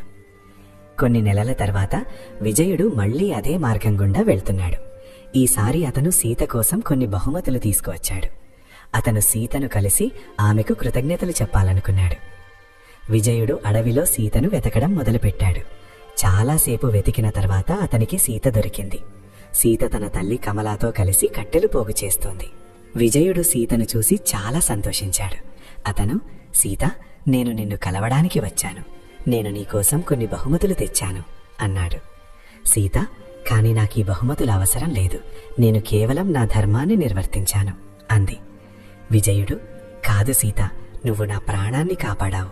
ఈ బహుమతులు దాని ముందు ఏమీ కావు. దయచేసి వీటిని ఉంచుకో అన్నాడు. సీత బహుమతులు తీసుకుంది. బహుమతులలో కొన్ని దుస్తులు, ఆభరణాలు మరియు తినడానికి వస్తువులున్నాయి. విజయుడు మళ్ళీ, సీత, నువ్వు ఈ దట్టమైన అడవిలో ఎందుకు ఉంటున్నావు? నీ తల్లిదండ్రులు కూడా ఇక్కడే ఉంటారా అని అడిగాడు. సీత తన కథనంతా విజయుడికి చెప్పింది. తనకు పుట్టిన తర్వాత అడవిలో ఎలా విడిచిపెట్టారో మరియు కమల తనను ఎలా పెంచి పెద్ద చేసిందో చెప్పింది. ఇదంతా విని విజయుడికి చాలా బాధ కలిగింది. అతను, సీత, ఇది చాలా దుఃఖకరమైన విషయం. కానీ నువ్వు చాలా ధైర్యవంతురాలైన అమ్మాయివి. నువ్వు ఎప్పుడూ ఓటమిని అంగీకరించలేదు అన్నాడు. తర్వాత విజయుడు, సీత, నేను నీకు సహాయం చేయాలనుకుంటున్నాను.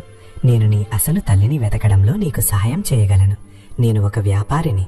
నా పని ఒక చోటు నుండి మరొక చోటుకు వెళ్ళడం. నేను నీ తల్లి గురించి ఖచ్చితంగా తెలుసుకోగలను అన్నాడు. సీత కళ్ళలో సంతోషపు మెరుపు వచ్చింది. ఆమె, నిజమా? మీరు నిజంగా నాకు సహాయం చేస్తారా అని అడిగింది. విజయుడు, అవును సీత, నేను నీకు ఖచ్చితంగా సహాయం చేస్తాను. నువ్వు నా ప్రాణాన్ని కాపాడావు. ఇప్పుడు నీకు సహాయం చెయ్యడం నా ధర్మం అన్నాడు. ఆ రోజు నుండి విజయుడు సీత అసలు తల్లిని వెతకడంలో నిమగ్నమయ్యాడు. అతను ఎక్కడికి వెళ్ళినా అక్కడ సీత కథని చెప్తి ఈ విషయం గురించి వారికి ఏమైనా తెలుసా అని ప్రజలను అడిగేవాడు. చాలా నెలలు గడిచిపోయాయి.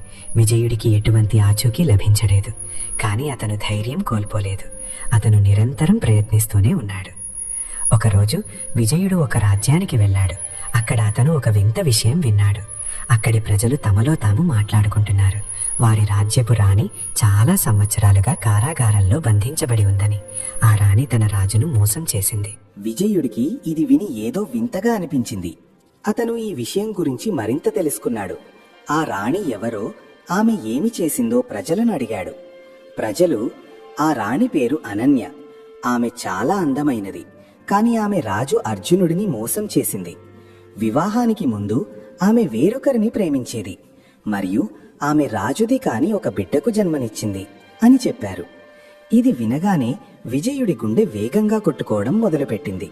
బహుశా ఈమెనే సీత అసలు తల్లి అని అతనికి అనిపించింది. అతను, అయితే ఆ బిడ్డకు ఏం జరిగింది అని అడిగాడు. ప్రజలు, రాజు కోపంతో ఆ బిడ్డను అడవిలో పడవేశాడు. బహుశా ఆ పాపం చనిపోయి ఉంటుంది అని చెప్పారు. విజయుడికి ఇప్పుడు ఇది సీత అసలు తల్లి అని పూర్తి నమ్మకం కుదిరింది. అతను వెంటనే సీతకు ఈ విషయం అంతా చెప్పాలని నిర్ణయించుకున్నాడు. సీత తిరిగి అడవికి వెళ్లి సీతను కలిశాడు. తాను విన్నదంతా సీతకు చెప్పాడు. సీతకు తన తల్లి దొరికిందని విని చాలా సంతోషం కలిగింది. కాని అదే సమయంలో అది తెలిసి చాలా దుఃఖం కూడా కలిగింది. అయితే నా తల్లి ఇంకా కారాగారంలో బంధించబడే ఉందా అని అడిగింది. విజయుడు, అవును సీత, కాని నువ్వు చింతించకు. మేము వారిని విడిపించడానికి ఏదో ఒక ప్రయత్నం ఖచ్చితంగా చేస్తాం అన్నాడు. సీత, కాని ఎలా? నేనొక సామాన్యమైన అమ్మాయిని. ఒక రాజు నా మాట ఎందుకు వింటాడు అంది. విజయుడు, మేము ప్రయత్నం చేయగలము. బహుశా దేవుడు మనకు సహాయం చేస్తాడు అన్నాడు. సీత తన తల్లి కమలకు అంతా చెప్పింది. కమల కూడా ఇది విని చాలా సంతోషించింది. ఆమె, అమ్మా, నువ్వు నీ అవ్వలు తల్లిని ఖచ్చితంగా కలవాలి. నువ్వు వెళ్ళు, దేవుడు నీకు మేలు చేస్తాడు అంది. సీత కమలను కౌగిలించుకుని, అమ్మా, నేను నిన్ను ఎప్పటికీ మర్చిపోను. నువ్వు నన్ను పెంచావు, ప్రేమనిచ్చావు. నువ్వే నా అసలు తల్లివి అంది. కమల ఏడ్చింది. ఆమె, అమ్మా, నేను కూడా నిన్ను చాలా ప్రేమిస్తున్నాను. నువ్వు ఎప్పుడూ నా కూతురుగానే ఉంటావు అంది. సీతా విజయుడు రాజకుమారుడు అర్జునుడి రాజ్యం వైపు బయలుదేరారు. దారి చాలా పొడవుగా కష్టంగా ఉంది. చాలా రోజుల ప్రయాణం తర్వాత వారందరూ ఆ రాజ్యానికి చేరుకున్నారు. సీత రాజు అర్జునుడిని కలవడానికి ప్రయత్నించింది. కాని మహల్ కాపలాదారులు ఆమెను ఆపారు. వారు రాజుగారు ఎవరినీ కలవరు అన్నారు. సీత దయచేసి రాజుగారితో నేను ఆయన కూతురు అని చెప్పండి అంది. కాపలాదారులు ఇది విని నవ్వారు. రాజుగారికి అసలు కూతురే లేదు, నువ్వు అబద్ధం చెబుతున్నావు, ఇక్కడి నుండి వెళ్ళిపో అన్నారు. కాని సీత ఓటమిని అంగీకరించలేదు. ఆమె ప్రతిరోజు మహల్ బయటకు వెళ్లి రాజును కలవడానికి ప్రయత్నించేది. చాలా రోజులు గడిచిపోయాయి. ఒకరోజు రాజు అర్జునుడు ఏదో పని మీద మహల్ నుండి బయటకు వచ్చాడు. అతను సీతను చూశాడు. సీత చాలా అందంగా ఉంది. రాజుకు ఆమెను ఇంతకుముందు ఎక్కడో చూసినట్లు అనిపించింది. రాజు కాపలాదారులను, ఈ అమ్మాయి ఎవరు, ఈమె ప్రతిరోజు ఇక్కడ ఏం చేయడానికి వస్తుంది అని అడిగాడు. కాపలాదారులు, మహారాజా, ఈ అమ్మాయి చాలా రోజులుగా ఇక్కడకు వస్తోంది, తాను మీ కూతురు అని చెబుతోంది అన్నారు. రాజు ఇది విని ఆశ్చర్యపోయాడు. అతను సీతను తన వద్దకు పిలిపించాడు. సీత రాజు వద్దకు వెళ్లి అతనికి నమస్కరించింది. రాజు, నువ్వు ఎవరు, నువ్వు నా కూతురు అని ఎందుకు చెబుతున్నావు అని అడిగాడు. సీత, అవును మహారాజా, నేను మీ కూతురును. నా తల్లి పేరు అనన్య. మీరు నాకు పుట్టిన తర్వాత అడవిలో పడవేశారు. రాజు గుండె వేగంగా కొట్టుకుంది. కోపంతో అనన్యను కారాగారంలో బంధించిన, తన చిన్నారి కూతురును అడవిలో విడిచిపెట్టించిన ఆ రోజు అతనికి గుర్తుకు వచ్చింది. తన తప్పుకు అతనికి చాలా పశ్చాత్తాపం కలిగింది. రాజు, అయితే నువ్వు బ్రతికే ఉన్నావా, నిన్ను అడవిలో ఎవరు కాపాడారు అని అడిగాడు. సీత తన కథనంతా రాజుకు చెప్పింది. కమల తనను ఎలా పెంచింది మరియు తాను ఎలా పెద్దదయ్యిందో చెప్పింది. రాజుకు ఇదంతా విని చాలా దుఃఖం కలిగింది. అతను, నేను చాలా పెద్ద తప్పు చేశాను. కోపంతో నేను నీకు, నీ తల్లికి చాలా పెద్ద శిక్ష వేశాను. నా తప్పుకు నేను చాలా బాధపడుతున్నాను. సీత, మహారాజా, దయచేసి నా తల్లిని కారాగారం నుండి విడిపించండి. ఆమె చాలా దుఃఖంగా ఉంది. ఆమె ఎటువంటి తప్పు చేయలేదు. ఆమె కేవలం ఒకరిని ప్రేమించింది అంది. రాజు కొద్దిసేపు ఆలోచించాడు. అతను, కాని ఆమె నన్ను మోసం చేసింది, ఆమె నా నుండి నిజం దాచింది అన్నాడు. సీత, మహారాజా, ఆమె నిస్సహాయురాలిని. ఆమె తండ్రి బలవంతంగా ఆమె వివాహం మీతో చేయించాడు. ఆమె వేరొకరిని ప్రేమించింది, కాని ఆమె మిమ్మల్ని చాలా గౌరవించింది. ఆమె మీకు దుఃఖం కలిగించడానికి ఎప్పుడూ ప్రయత్నించలేదు అంది. రాజుకు సీత మాటల్లో నిజం కనిపించింది. కోపంతో తాను చాలా తప్పు నిర్ణయం తీసుకున్నానని అతనికి అనిపించింది. రాజు, సరే, నేను నీ తల్లిని విడిపిస్తాను, కానీ ఇప్పుడు నేను ఆమెను నా భార్యగా స్వీకరించలేను అన్నాడు. సీత, నాకు కేవలం నా తల్లి కావాలి, మిగతాదంతా సరే అంది. రాజు వెంటనే తన సైనికులకు అనన్యను కారాగారం నుండి విడిపించమని ఆదేశించాడు. కొద్దిసేపటి తర్వాత అనన్యను కారాగారం నుండి బయటకు తీసుకువచ్చారు. ఆమె చాలా బలహీనపడిపోయింది. ఆమె ముఖంపై ముడతలు పడ్డాయి, కాని ఆమె కళ్ళు ఇప్పటికీ అలాగే అందంగా ఉన్నాయి. అనన్య సీతని చూసినప్పుడు ఆమె ఏడ్చింది. నువ్వెవరమ్మా అని అడిగింది.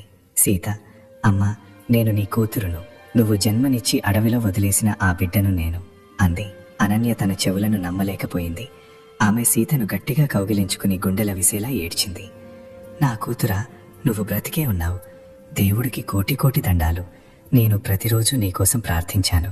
నువ్వు బ్రతికే ఉంటావని నాకు తెలుసు అంది. తల్లి కూతురు చాలాసేపు ఒకరినొకరు కౌగిలించుకుని ఏడ్చారు. రాజు అర్జునుడు దూరంగా నిలబడి ఇదంతా చూస్తున్నాడు. అతని హృదయం కూడా భారమైంది. తన తప్పుకు అతనికి లోతైన పశ్చాత్తాపం కలుగుతోంది. కొద్దిసేపటి తర్వాత అనన్య సీతను, అమ్మా, నువ్వు ఇక్కడికి ఎలా చేరుకున్నావు, నీకు నా గురించి ఎలా తెలిసింది అని అడిగింది. సీత తన కథనంతా తన తల్లికి చెప్పింది. కమల తనను ఎలా పెంచింది, తాను ఎలా పెద్దదైందో మరియు వ్యాపారి విజయుడు తనకు ఎలా సాయం చేశాడో చెప్పింది. అనన్య దేవుడికి కృతజ్ఞతలు తెలిపింది. దేవుడు నా ప్రార్థనను విన్నాడు.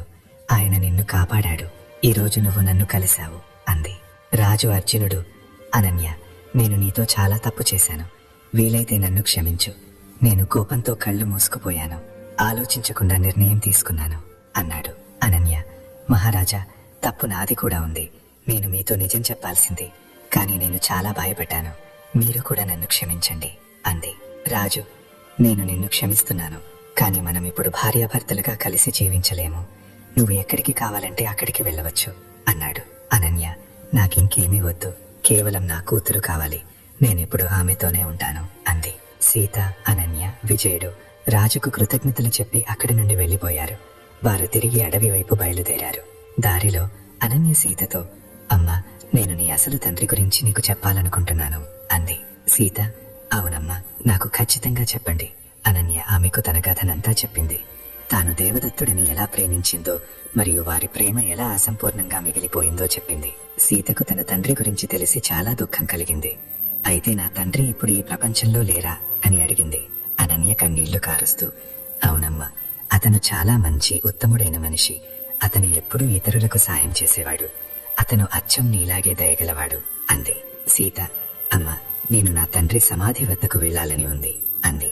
అనన్య, అవునమ్మా, మనం ఖచ్చితంగా వెళ్తాం. వారు దేవదత్తుడి గ్రామానికి చేరుకున్నారు. దేవదత్తుడి తల్లిదండ్రులు ఎప్పటికీ అక్కడే నివసిస్తున్నారు. వారిప్పుడు చాలా వృద్ధులయ్యారు. అనన్యని చూసినప్పుడు వారు ఆమెను వెంటనే గుర్తుపట్టారు. దేవదత్తుడి తల్లి, నువ్వు అనన్యవి కదా? నా కొడుకు ప్రేమించిన రాజకుమారివి నువ్వే కదా? అనన్య, అవునమ్మా, నేను ఆమెను. నేను దేవదత్తుణ్ణి కాపాడలేకపోయినందుకు చాలా విచారిస్తున్నాను. నేను చాలా నిస్సహాయురాలిని అంది. దేవదత్తుడి తల్లి, నాకు తెలుసమ్మా, ఇందులో నీ తప్పేమీ లేదు. ఇదంతా దేవుడి ఇష్టం, విధి ఆట అంది. తర్వాత దేవదత్తుడి తల్లి సీతను చూసింది. ఈమె ఎవరు అని అడిగింది. అనన్య, ఈమె నా కూతురు. ఈమె దేవదత్తుడి కూతురు. దేవదత్తుడి తల్లి ఇది విని సంతోషంతో ఏడ్చింది. ఆమె సీతను తన కౌగిలిలోకి తీసుకుని, నా మనుమరాలు, నా కొడుకు గుర్తు, దేవుడి దయ వల్ల నువ్వు బ్రతికే ఉన్నావు అంది. వారందరూ కలిసి దేవదత్తుడి సమాధి వద్దకు వెళ్లి అతని కోసం ప్రార్థించారు. అనన్య, సీత చాలాసేపు అక్కడే ఏడ్చారు. ఆ తర్వాత అనన్య తన కూతురుతో కలిసి అడవిలోనే ఉండాలని నిర్ణయించుకుంది. వారు కమల వద్దకు తిరిగి వెళ్లారు. కమల అనన్యకు స్వాగతం పలికింది. రా సోదరి, నువ్విక్కడే మాతో ఉండు. మనమందరం కలిసి సంతోషంగా ఉంటాం అంది. అనన్య, సీత, కమల కలిసి జీవించడం మొదలుపెట్టారు. విజయుడు కూడా తరచుగా వారిని కలవడానికి వచ్చేవాడు. వారందరూ చాలా సంతోషంగా ఉన్నారు. కొన్ని సంవత్సరాలు గడిచిపోయాయి. సీతకిప్పుడు 20 సంవత్సరాలు నిండాయి. ఆమె మరింత అందంగా, తెలివైనదిగా మారింది. ఆమె ఎప్పటికీ ఎల్లప్పుడూ ఇతరులకు సహాయం చేసేది. ఒకరోజు విజయుడు సీతతో, సీత, నేను నీతో ఒకటి చెప్పాలి అన్నాడు. సీత, ఏమిటి అన్నయ్య అని అడిగింది. విజయుడు, సీత, నేను నిన్ను ప్రేమిస్తున్నాను. నేను నిన్ను పెళ్లి చేసుకోవాలనుకుంటున్నాను అన్నాడు. సీత ఇది విని ఆశ్చర్యపోయింది. కాని అన్నయ్య, మీరు నాకొక పెద్ద అన్నయ్య లాంటివారు అంది. విజయుడు, లేదు సీత, నేను నిన్ను నిజంగా ప్రేమిస్తున్నాను. నేను నిన్ను మొదటిసారి చూసినప్పటి నుండి నేను నిన్నే కోరుకుంటున్నాను. నువ్వే నా జీవితం అన్నాడు. సీత కొద్దిసేపు ఆలోచించింది. తర్వాత, అన్నయ్య, మీరు నాకు చాలా సహాయం చేశారు. మీరు చాలా మంచివారు. కాని నాకు ఈ విషయం గురించి ఆలోచించడానికి కొంచెం సమయం కావాలి అంది. విజయుడు, సరే సీత, నువ్వు ఎంత సమయం కావాలంటే అంత తీసుకో అన్నాడు. సీత ఈ విషయం గురించి తన తల్లితో మాట్లాడింది. అనన్య, అమ్మా, విజయుడు చాలా మంచి అబ్బాయి. అతను మనకు చాలా సహాయం చేశాడు. నువ్వు అతనిని పెళ్లి చేసుకోవాలనుకుంటే నాకెటువంటి అభ్యంతరం లేదు అంది. సీత చాలా రోజుల పాటు ఈ విషయం గురించి ఆలోచించింది. చివరకు ఆమె విజయుడిని పెళ్లి చేసుకోవాలని నిర్ణయించుకుంది. విజయుడు చాలా మంచివాడు. అతను సీతకు ప్రతి అడుగులోనూ సహాయం చేశాడు. మరియు సీత కూడా అతన్ని మనసులో ఇష్టపడటం మొదలుపెట్టింది. సీత, విజయుడి పెళ్లి జరిగింది. పెళ్లి చాలా సాదాసీదాగా జరిగింది, కాని చాలా సంతోషంగా జరిగింది. అనన్య, కమల, దేవదత్తుడి తల్లిదండ్రులు అందరూ చాలా సంతోషంగా ఉన్నారు. పెళ్లి తర్వాత సీత, విజయుడు ఒక నగరానికి వెళ్లి నివసించడం మొదలుపెట్టారు. విజయుడు తన వ్యాపారం చేసేవాడు మరియు సీత పేదలకు అవసరమైన వారికి సహాయం చేసేది. ఇద్దరూ తమ జీవితంలో చాలా సంతోషంగా ఉన్నారు. కొన్ని సంవత్సరాల తర్వాత సీత ఒక కొడుకుకు జన్మనిచ్చింది. వారు తమ కొడుకుకు తన తండ్రి పేరు మీద దేవదత్తుడు అని పేరు పెట్టారు. సమయం గడిచిపోయింది. సీత, విజయుడికి 3 పిల్లలు పుట్టారు. వారందరూ చాలా సంతోషంగా జీవించారు. సీత ఎప్పుడూ తన పిల్లలకు మంచి కర్మలు చేయమని మరియు మంచి మార్గంలో నడవమని నేర్పేది. ఒకరోజు ఒక వృద్ధ సాధువు సీత ఇంటికి వచ్చాడు. ఈ సాధువు చాలా సంవత్సరాల క్రితం సీతకు అడవిలో కలిసిన సాధువే. సాధువు సీతను చూసి నవ్వాడు. అమ్మా, నువ్వు చాలా సంతోషంగా ఉన్నావు అన్నాడు. సీత సాధువుకు నమస్కరించి, అవును మహాత్మాజీ, దేవుడి దయ వల్ల నేను చాలా సంతోషంగా ఉన్నాను. నాకు నా తల్లి దొరికింది, నాకు చాలా మంచి భర్త దొరికాడు, మరియు ఇప్పుడు నాకు ప్రియమైన పిల్లలు కూడా ఉన్నారు అంది. సాధువు, ఇదంతా నీ మంచి కర్మల ఫలమే అమ్మా. నువ్వు ఎప్పుడూ ఇతరులకు సహాయం చేశావు, ఎప్పుడూ సత్యం వైపు నిలిచావు, మరియు ధర్మ మార్గంలో నడిచావు. అందుకే దేవుడు నీకు ఇంత సంతోషాన్ని ఇచ్చాడు. తరువాత సాధువు, అమ్మా, నేను ఈరోజు నీకొక రహస్యం చెబుతాను. నీ తల్లి అనన్య తన గత జన్మలో చాలా మంచి స్త్రీ. ఆమె ఎప్పుడూ మంచి కర్మలే చేసింది. కాని ఆమె ఒక తప్పు చేసింది. ఆమె ఒక పేద అబ్బాయి, ఒక ధనిక అమ్మాయి ప్రేమను విడగొట్టింది. అందుకే ఈ జన్మలో ఆమెకు అదే దుఃఖం ఎదుర్కోవలసి వచ్చింది అన్నాడు. సీత ఇది విని ఆశ్చర్యపోయింది. అయితే నా తల్లి గత జన్మలో ఏమి చేసింది అని అడిగింది. సాధు, గత జన్మలో నీ తల్లి ఒక రాణి, ఒక పేద అబ్బాయి ఒక రాజకుమారిని ప్రేమించాడు. కానీ నీ తల్లి ఆ రాజకుమారికి బలవంతంగా వేరొకరితో పెళ్లి చేయించింది. ఆ పేద అబ్బాయి దుఃఖంతో ఆత్మహత్య చేసుకున్నాడు. అందుకే ఈ జన్మలో నీ తల్లికి కూడా అదే దుఃఖం ఎదుర్కోవలసి వచ్చింది అన్నాడు. తర్వాత సాధు, మరియు నీ తండ్రి దేవదత్తుడు, అతను గత జన్మలో అదే పేద అబ్బాయి. ఈ జన్మలో కూడా అతనికి అదే దుఃఖం ఎదుర్కోవలసి వచ్చింది. అమ్మా, ఇదంతా కర్మఫలం, విధి రాత అన్నాడు. సీతకు ఇప్పుడు అంతా అర్థమైంది. అయితే మహాత్మాజీ, దీని అర్థం మనమందరం మన కర్మల ఫలాన్ని అనుభవిస్తామా అని అడిగింది. సాధు, అవునమ్మా, సరిగ్గా చెప్పావు. మనం ఏది చేసినా, మంచి అయినా చెడు అయినా, దాని ఫలితం మనకు ఖచ్చితంగా లభిస్తుంది. మంచి కర్మల ఫలితం మంచిగా ఉంటుంది, చెడు కర్మల ఫలితం చెడుగా ఉంటుంది. అందుకే మనం ఎప్పుడూ ఆలోచించి కర్మలు చెయ్యాలి అన్నాడు. తర్వాత సాధు, కాని అమ్మా, ఒక విషయం గుర్తుంచుకో. దేవుడు చాలా దయగలవాడు, చాలా కరుణామయుడు. మనం నిజమైన హృదయంతో మన తప్పులకు క్షమాపణ కోరి మంచి కర్మలు చేయడం మొదలుపెట్టితే దేవుడు మనల్ని క్షమిస్తాడు అన్నాడు. సీత సాధువు ఈ మాటలను తన హృదయంలోకి తీసుకుంది. కొన్ని రోజుల తర్వాత సీతకు రాజు అర్జునుడు చాలా అనారోగ్యంతో ఉన్నాడని వార్త తెలిసింది. అతను తన జీవితంలో చివరి శ్వాసలు తీసుకుంటున్నాడు. సీత రాజు అర్జునుడిని కలవడానికి వెళ్లాలని నిర్ణయించుకుంది. సీత తన తల్లి అనన్యతో కలిసి రాజు అర్జునుడి రాజ్యానికి వెళ్ళింది. వారు రాజును కలిసినప్పుడు రాజు చాలా బలహీనపడి ఉన్నాడు. అతను మంచం మీద పడి ఉన్నాడు. రాజు సీత అనన్యను చూశాడు.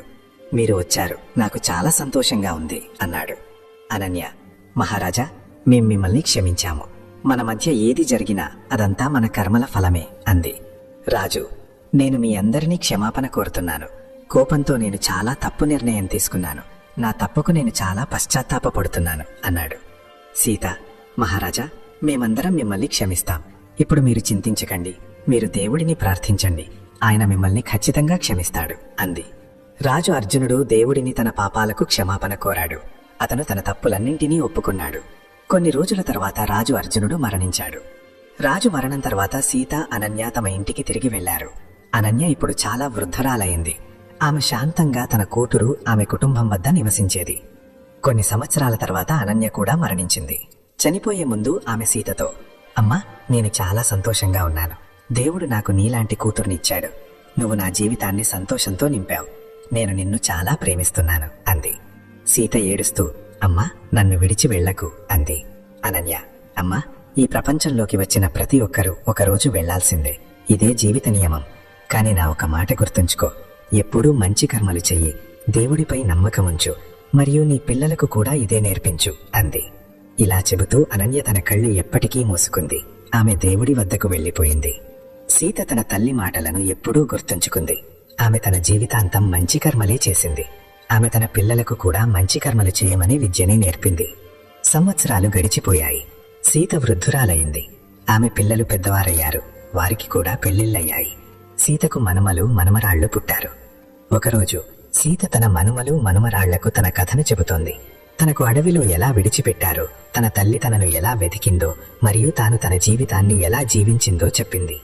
పిల్లలు చాలా శ్రద్ధగా తమ నానమ్మ కథను వింటున్నారు. ఒక పిల్లవాడు, నానమ్మ, అయితే నీ తల్లి ఏం తప్పు చేసింది అని అడిగాడు.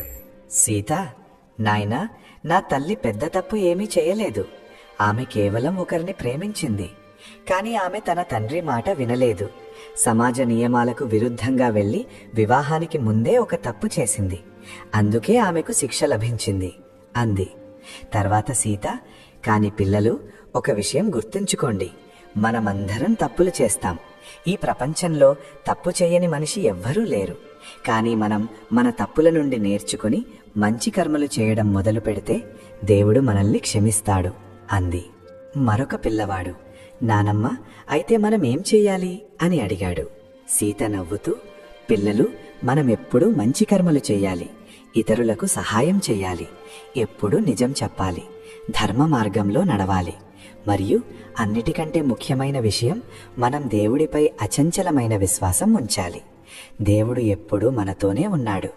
ఆయన మన ప్రతి మాట వింటాడు. మనం నిజమైన హృదయంతో ఆయనను ప్రార్థిస్తే ఆయన మనకు ఖచ్చితంగా సహాయం చేస్తాడు అంది. పిల్లలు, మాకు అర్థమైంది నానమ్మ అన్నారు. సీత, మరియు ఇంకొక విషయం పిల్లలు, కర్మఫలం ఖచ్చితంగా లభిస్తుంది. మనం ఏది విత్తుతామో అదే కోస్తాము. మంచి కర్మలు చేస్తే మంచి ఫలం లభిస్తుంది, చెడు కర్మలు చేస్తే చెడు ఫలం లభిస్తుంది. అందుకే ఎప్పుడూ ఆలోచించి ఏ పనైనా చెయ్యండి అంది. పిల్లలు తమ నానమ్మ ఈ మాటలను తమ హృదయంలో నిలుపుకున్నారు. కొన్ని సంవత్సరాల తర్వాత సీత కూడా చాలా వృద్ధురాలైంది. ఆమె మరణ సమయం వచ్చింది. చనిపోయే ముందు ఆమె తన పిల్లలు, మనుమలు, మనుమరాళ్లతో, నేను నా జీవితంతో చాలా సంతోషంగా ఉన్నాను. దేవుడు నాకు చాలా మంచి జీవితాన్ని ఇచ్చాడు. నాకు ప్రేమ, గౌరవం మరియు చాలా సంతోషాలు లభించాయి. ఇప్పుడు నేను దేవుడి వద్దకు వెళ్తున్నాను. కానీ మీరందరూ నేను నేర్పిన విషయాలను ఎప్పుడూ గుర్తుంచుకోండి. ఎప్పుడూ మంచి కర్మలు చేయండి, దేవుడిపై నమ్మకం ఉంచండి, మరియు ఒకరితో ఒకరు ప్రేమగా ఉండండి అంది. ఇలా చెబుతూ సీత తన కళ్ళు మూసుకుంది. ఆమె దేవుడి వద్దకు వెళ్ళిపోయింది. ఆమె తన తండ్రి దేవదత్తుడు మరియు తన తల్లి అనన్యను కలవడానికి వెళ్ళింది. సీత మరణం తర్వాత ఆమె పిల్లలు, మనుమలు, మనుమరాళ్ళు ఆమె మాటలను ఎప్పుడూ గుర్తుంచుకున్నారు. వారు ఎప్పుడూ మంచి కర్మలే చేశారు. వారు ఇతరులకు సహాయం చేశారు. వారు సత్యం వైపు నిలిచారు. వారు ధర్మ మార్గాన్ని ఎప్పుడూ విడిచిపెట్టలేదు. మరియు ఈ కథ ఒక తరం నుండి మరొక తరానికి కొనసాగింది. ప్రజలు సీత కథను విని ఆమె నుండి ప్రేరణ పొందారు. కర్మఫలం ఖచ్చితంగా లభిస్తుందని వారు బాగా అర్థం చేసుకున్నారు. చాలా సంవత్సరాలు గడిచిపోయాయి. సీత కథ దేశం మొత్తం వ్యాపించింది. ప్రజలు ఆమెను ఒక ఆదర్శ స్త్రీగా, ఒక దేవతగా భావించడం మొదలుపెట్టారు. ఆమె పుట్టిన చోట ఆమెకు ఒక ఆలయం నిర్మించారు. ప్రజలు అక్కడకు వెళ్లి ప్రార్థనలు చేసి సీత జీవితం నుండి ప్రేరణ పొందేవారు. ఒకరోజు ఒక రాజు ఆ ఆలయంలో దర్శనానికి వచ్చాడు. ఆ రాజు చాలా ధనవంతుడు, శక్తివంతుడు, కానీ అతను చాలా గర్విష్టి కూడా. తనకంటే గొప్పవాడు, పెద్దవాడు ఎవరూ లేరని అతను అనుకునేవాడు. రాజు ఆలయ పూజారిని, ఈ సీత ఎవరు? ప్రజలు ఆమెను ఇంతగా ఎందుకు గౌరవిస్తారు? ఆమెను ఇంతగా ఎందుకు పూజిస్తారు అని అడిగాడు. పూజారి సీత కథనంతా ఆ రాజుకు చెప్పాడు. రాజు చాలా శ్రద్ధగా కథనంతా విన్నాడు. కథ విన్న తర్వాత రాజుకు చాలా నేర్చుకోవలసింది ఉంది.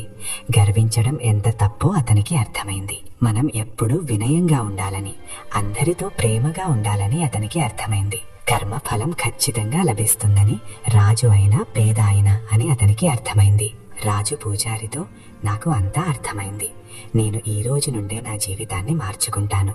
నేను ఇప్పుడు మంచి కర్మలు చేస్తాను, నా ప్రజలకు సేవ చేస్తాను అన్నాడు. మరియు ఆ రాజు నిజంగానే తన జీవితాన్ని మార్చుకున్నాడు. అతను ఒక మంచి, ఉత్తముడైన రాజుగా మారాడు. అతను తన ప్రజలను తన సొంత పిల్లల వలె సేవ చేశాడు. పేదలకు సహాయం చేశాడు. అందరికీ న్యాయం చేశాడు.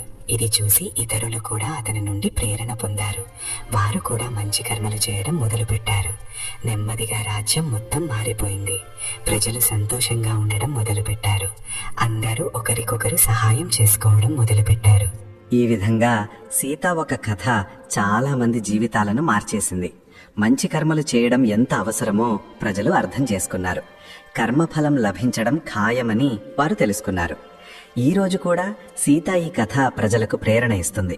ప్రజలు ఆమె కథను విని మంచి కర్మలు చేయడానికి ప్రేరేపితులవుతారు. మన జీవితంలో ఏది మంచి అయినా చెడు అయినా అదంతా మన కర్మల ఫలమే అని వారు అర్థం చేసుకుంటారు. చాలా సంవత్సరాల తర్వాత అదే రాజ్యంలో మరొక రాజు అయ్యాడు. ఆ రాజు పేరు మహిపాలుడు. మహిపాలుడు చాలా న్యాయవంతుడు, ధర్మాన్ని పాటించే రాజు. అతను ప్రతిరోజు సీత ఆలయానికి వెళ్లి ప్రార్థించేవాడు. ఒకరోజు రాజు మహిపాలుడి కలలో సీత వచ్చింది. సీత, రాజా, నువ్వు చాలా మంచి పని చేస్తున్నావు. నువ్వు నీ ప్రజలకు చాలా మంచి సేవ చేస్తున్నావు. కానీ ఒక విషయం ఎప్పుడూ గుర్తుంచుకో, కేవలం రాజు మంచివాడైతే సరిపోదు. ప్రజలందరూ మంచివారవ్వాలి. నువ్వు నీ ప్రజలకు మంచి కర్మలు చేయడం ఎంత అవసరమో నేర్పించాలి అంది. రాజు మహిపాలుడు కల నుండి మేల్కొన్నాడు. అతను వెంటనే తన ప్రజలందరికీ మంచి కర్మలు చెయ్యమని విద్యను నేర్పించాలని నిర్ణయించుకున్నాడు. రాజు రాజ్యం మొత్తం ఈ ప్రకటన చేయించాడు. అతను, మన రాజ్యంలోని ప్రతి ఒక్కరూ మంచి కర్మలు చెయ్యాలని నేను కోరుకుంటున్నాను. ప్రతి వ్యక్తి ఇతరులకు సహాయం చేయాలి. ప్రతి వ్యక్తి నిజం చెప్పాలి. ప్రతి వ్యక్తి ధర్మ మార్గంలో నడవాలి అన్నాడు. రాజు పిల్లలకు చిన్నతనం నుంచే మంచి కర్మలు చేయమని విద్యను నేర్పించే పాఠశాలలను తెరిచాడు. పేదలకు సహాయం చేసే ధర్మశాలలను నిర్మించాడు. ప్రజలు వెళ్లి దేవుడిని పూజించి మనశ్శాంతిని పొందే ఆలయాలను నిర్మించాడు. నెమ్మదిగా రాజ్యం మొత్తం మారిపోయింది. ప్రజలు మంచి కర్మలు చేయడం మొదలుపెట్టారు. దొంగతనాలు తగ్గిపోయాయి. గొడవలు, తగాదాలు తగ్గిపోయాయి. ప్రజలు ఒకరితో ఒకరు ప్రేమ, సోదర భావంతో జీవించడం మొదలుపెట్టారు. రాజు మహిపాలుడి కీర్తి నలుదిశలా వ్యాపించింది. ఇతర రాజ్యాల రాజులు కూడా అతను ఇదంతా ఎలా చేశాడో నేర్చుకోవడానికి రావడం మొదలుపెట్టారు. వారు కూడా తమ రాజ్యంలో అలాగే చేయాలనుకున్నారు. ఈ విధంగా సీత కథ కేవలం ఒక రాజ్యాన్ని కాదు, చాలా రాజ్యాలను మార్చేసింది. మంచి కర్మలు చేయడమే జీవిత సారమని ప్రజలు బాగా అర్థం చేసుకున్నారు. కానీ ఈ కథ ఇక్కడితో ముగియదు. చాలా సంవత్సరాల తర్వాత ఒక కొత్త తరం వచ్చింది. ఈ తరం వారు సీత కథను నెమ్మదిగా మర్చిపోవడం మొదలుపెట్టారు. ఇదంతా కేవలం ఒక కథ, కాలక్షేపం కోసమని వారు అనుకోవడం మొదలుపెట్టారు. నిజ జీవితంలో ఇలాంటివి జరగవని. నెమ్మదిగా ప్రజలు మంచి కర్మలు చేయడం మానేశారు. వారు స్వార్థపరులుగా, ప్రయోజనపరులుగా మారారు. వారు కేవలం తమ గురించే ఆలోచించడం మొదలుపెట్టారు. రాజ్యంలో మళ్లీ దొంగతనాలు పెరగడం మొదలుపెట్టాయి. గొడవలు, తగాదాలు పెరగడం మొదలుపెట్టాయి. ప్రజలు ఒకరినొకరు ద్వేషించుకోవడం మొదలుపెట్టారు. రాజ్యంలో మళ్లీ అశాంతి, దుఃఖం వ్యాపించింది. ప్రజలు దుఃఖంగా ఉండడం మొదలుపెట్టారు. రాజు చాలా ఆందోళన చెందాడు. ఇప్పుడు ఏం చెయ్యాలో అతనికి ఏమీ అర్థం కాలేదు. ఒకరోజు రాజు మళ్లీ సీత ఆలయానికి వెళ్ళాడు. అతను దేవుడిని చాలా ప్రార్థించాడు. ఓ దేవుడా, నా ప్రజలకు సద్బుద్ధిని ప్రసాదించు. వారికి సరైన మార్గాన్ని చూపించు. మంచి కర్మలు చేయడం ఎంత అవసరమో వారికి చెప్పు అన్నాడు. ఆ రాత్రి రాజ్యంలో ఒక చాలా విచిత్రమైన సంఘటన జరిగింది. ఆకాశంలో ఒక చాలా ప్రకాశవంతమైన నక్షత్రం కనిపించింది. ఆ నక్షత్రం ఎంత ప్రకాశవంతంగా ఉందంటే రాత్రిపూట కూడా పగటిలా వెలుతురు వచ్చింది. ప్రజలందరూ తమ ఇళ్ల నుండి బయటకు వచ్చి ఆ నక్షత్రాన్ని చూడడం మొదలుపెట్టారు. అప్పుడు ఆకాశం నుండి ఒక స్వరం వినిపించింది. అది సీత స్వరం. సీత, ఓ ప్రజలారా, మీరందరూ సరైన మార్గాన్ని తప్పారు. మంచి కర్మలు చేయడం ఎంత అవసరమో మీరు మర్చిపోయారు. కర్మఫలం ఖచ్చితంగా లభిస్తుందని మీరు మర్చిపోయారు. మీరు మంచి కర్మలు చేస్తే మీకు మంచి ఫలం లభిస్తుంది, మరియు మీరు చెడు కర్మలు చేస్తే మీకు చెడు ఫలమే లభిస్తుంది అంది. ప్రజలందరూ ఇది విని చాలా భయపడ్డారు. ఇది దేవుడి సందేశమే అని వారు అర్థం చేసుకున్నారు. వారు వెంటనే తమ జీవితాలను మార్చుకోవాలని నిర్ణయించుకున్నారు. వారు ఇకపై కేవలం మంచి కర్మలే చేస్తారు. మరుసటి రోజు నుండి ప్రజలు మళ్ళీ మంచి కర్మలు చేయడం మొదలుపెట్టారు. వారు ఇతరులకు సహాయం చేయడం మొదలుపెట్టారు. వారు నిజం చెప్పడం మొదలుపెట్టారు. వారు ధర్మ మార్గంలో నడవడం మొదలుపెట్టారు. నెమ్మదిగా రాజ్యంలో మళ్లీ శాంతి తిరిగి వచ్చింది. ప్రజలు సంతోషంగా ఉండటం మొదలుపెట్టారు. దొంగతనాలు ముగిశాయి. గొడవలు, తగాదాలు ముగిశాయి. ప్రజలు ఒకరితో ఒకరు ప్రేమగా జీవించడం మొదలుపెట్టారు. రాజు ఇది చూసి చాలా సంతోషించాడు. అతను దేవుడికి కృతజ్ఞతలు చెప్పాడు. అతను సీతామాతకు కృతజ్ఞతలు చెప్పాడు. ఈ సంఘటన తర్వాత ప్రజలు సీత కథను మళ్లీ గుర్తు చేసుకున్నారు. వారు తమ పిల్లలకు ఈ కథను చెప్పారు. మంచి కర్మలు చేయడం ఎంత అవసరమో వారు వారికి నేర్పించారు. మరియు ఈ సంప్రదాయం ఈ రోజు వరకు కొనసాగుతోంది. ప్రజలు ఈ రోజు కూడా సీత కథను విని ఆమె నుండి ప్రేరణ పొందుతారు. కర్మఫలం ఖచ్చితంగా లభిస్తుందని వారు బాగా అర్థం చేసుకుంటారు. సీత ఈ కథ మన జీవితంలో ఏది జరిగినా అదంతా మన కర్మల ఫలమే అని మనకు నేర్పుతుంది. మనం మంచి కర్మలు చేస్తే మనతో కూడా మంచి జరుగుతుంది, మరియు మనం చెడు కర్మలు చేస్తే మనతో కూడా చెడు జరుగుతుంది. ఈ కథ మనకు దేవుడు చాలా దయగలవాడని కూడా నేర్పుతుంది. మనం నిజమైన హృదయంతో మన తప్పులకు క్షమాపణ కోరి మంచి కర్మలు చేయడం మొదలు పెడితే దేవుడు మనల్ని ఖచ్చితంగా క్షమిస్తాడు. దేవుడు ఎప్పుడు మనతోనే ఉన్నాడు. ఆయన మన ప్రతి మాట, ప్రతి ప్రార్థన వింటాడు. ఈ కథ మనకు ఎప్పుడూ ఓటమిని అంగీకరించకూడదని కూడా నేర్పుతుంది. సీతను అడవిలో ఒంటరిగా వదిలేశారు, కానీ ఆమె ఎప్పుడూ ఓటమిని అంగీకరించలేదు. ఆమె మంచి కర్మలు చేసింది, మరియు చివరకు ఆమెకు అన్ని సంతోషాలు తిరిగి వచ్చాయి. ఈ కథ మనకు ప్రేమ ప్రపంచంలో అతిపెద్ద శక్తి అని కూడా నేర్పుతుంది. అనన్య, దేవదత్తుల ప్రేమ అసంపూర్ణంగా మిగిలిపోయింది. కానీ వారి కూతురు సీత వారి ప్రేమను పూర్తి చేసింది. ఆమె మంచి కర్మలు చేసి తన తల్లిదండ్రుల పేరును ప్రకాశింపచేసింది. నేటి ఈ ప్రపంచంలో కూడా ఈ కథ చాలా అవసరం. నేటి కాలంలో ప్రజలు స్వార్థపరులుగా మారుతున్నారు. ప్రజలు కేవలం తమ గురించే ఆలోచిస్తున్నారు. ప్రజలు డబ్బు, అధికారం వెనుక పరిగెడుతున్నారు. కానీ నిజమైన సంతోషం మంచి కర్మలు చేయడంలోనే ఉందని వారు మర్చిపోతున్నారు. సీత ఈ కథ మనకు ఎప్పుడూ మంచి కర్మలు చేయాలని గుర్తు చేస్తుంది. మనం ఇతరులకు సహాయం చేయాలి, మనం నిజం చెప్పాలి, మనం ధర్మ మార్గంలో నడవాలి. అప్పుడే మనం మన జీవితంలో నిజంగా సంతోషంగా ఉండగలం. ఈ కథ యొక్క అతిపెద్ద పాఠం ఏమిటంటే, కర్మఫలం ఎప్పుడూ తప్పదు. ఈ రోజు కాకపోతే రేపు, ఈ జన్మలో కాకపోతే వచ్చే జన్మలో, కానీ కర్మఫలం ఖచ్చితంగా లభిస్తుంది. అందుకే మనం ఎప్పుడూ ఆలోచించి ఏ పనైనా చేయాలి. మనం ఎప్పుడూ మంచి కర్మలు చేయడానికి ప్రయత్నించాలి. మహారాజు విక్రమాదిత్యుడు తన కూతురిని ఒక ధనవంతుడైన రాజకుమారుడితో వివాహం చేయించాడు. తాను తన కూతురి మేలు కోసమే ఇది చేస్తున్నానని అతను అనుకున్నాడు. కానీ అతను తన కూతురి మనస్సులోని మాటను అర్థం చేసుకోలేదు. దీని ఫలితంగా అతని కూతురు ఎప్పుడూ దుఃఖంగా ఉంది. రాజకుమారుడు అర్జునుడు కోపంతో తన భార్యకు, తన చిన్నారి కూతురికి శిక్ష వేశాడు. ఆలోచించకుండా నిర్ణయం తీసుకున్నాడు. దీని ఫలితంగా అతను తన జీవితాంతం పశ్చాత్తాపపడాల్సి వచ్చింది. అనన్య తన ప్రేమ కోసం ఒక తప్పు నిర్ణయం తీసుకుంది. ఆమె వివాహానికి ముందు దేవదత్తుడితో ఒక రాత్రి గడిపింది. దీని ఫలితంగా ఆమె కూతురు చాలా కష్టాలను అనుభవించాల్సి వచ్చింది. కానీ సీత ఎప్పుడూ మంచి కర్మలే చేసింది. ఆమె ఎప్పుడూ ఎవరికీ చెడు కోరలేదు. ఆమె ఎప్పుడూ ఇతరులకు సహాయం చేసింది. దీని ఫలితంగా చివరకు ఆమెకు అన్ని సంతోషాలు లభించాయి. ఆమెకు ఒక మంచి భర్త దొరికాడు, ప్రియమైన పిల్లలు పుట్టారు, మరియు ఆమె తన జీవితాన్ని శాంతంగా, సంతోషంగా గడిపింది. ఈ కథ మనకు ఎప్పుడూ మంచి చెడుల మధ్య తేడాను తెలుసుకోవాలని నేర్పుతుంది. మనం ఎప్పుడూ మంచి మార్గాన్నే ఎంచుకోవాలి. ఆ మార్గం కష్టమైనప్పటికీ చివరకు అదే మార్గం మనకు నిజమైన సంతోషాన్ని, శాంతిని ఇస్తుంది. చాలా సంవత్సరాలు గడిచిపోయాయి. సీత కథ ప్రపంచం మొత్తం వ్యాపించింది. ప్రజలు వేరువేరు భాషల్లో ఈ కథను ఒకరికొకరు చెప్పుకోవడం మొదలుపెట్టారు. ప్రజలు ఈ కథ నుండి ప్రేరణ పొందడం మొదలుపెట్టారు. ఒకరోజు ఒక విదేశీ యాత్రికుడు భారతదేశానికి వచ్చాడు. అతను సీత కథను విన్నాడు. అతను ఈ కథతో చాలా ప్రభావితుడయ్యాడు. ఇది చాలా మంచి, నిజమైన కథ. మంచి కర్మలు చేయడం ఎంత అవసరమో ఇది నేర్పుతుంది. నేను ఈ కథను నా దేశానికి కూడా తీసుకువెళ్తాను అన్నాడు. ఆ యాత్రికుడు సీత కథను తన దేశంలోకి వెళ్లి చెప్పాడు. అక్కడి ప్రజలు కూడా ఈ కథతో చాలా ప్రభావితులయ్యారు. వారు కూడా మంచి కర్మలు చేయడం మొదలుపెట్టారు. ఈ విధంగా సీత ఈ కథ ప్రపంచం మొత్తం వ్యాపించింది. మంచి కర్మలు చేయడం ఎంత అవసరమో ప్రజలు అర్థం చేసుకున్నారు.